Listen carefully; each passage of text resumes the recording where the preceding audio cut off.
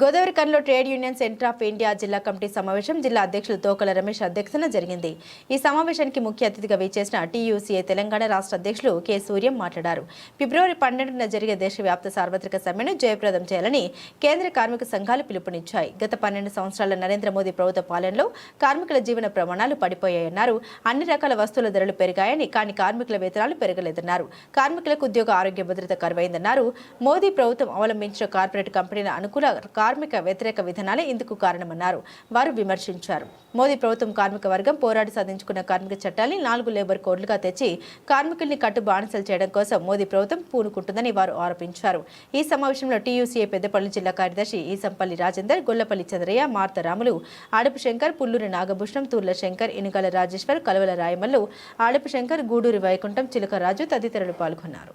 నా పేరు K Suryam, trade union centre of India TUCI రాష్ట్ర అధ్యక్షుడు.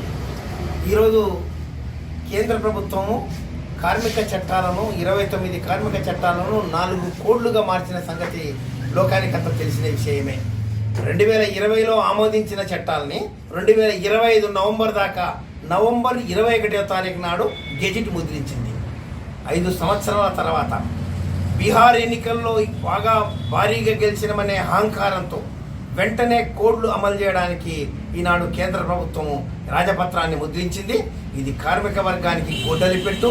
కార్మిక వర్గానికి ఈ 4 లేబర్ కోడ్లు ఉరితాళ్లుగా కాబోతున్నవి.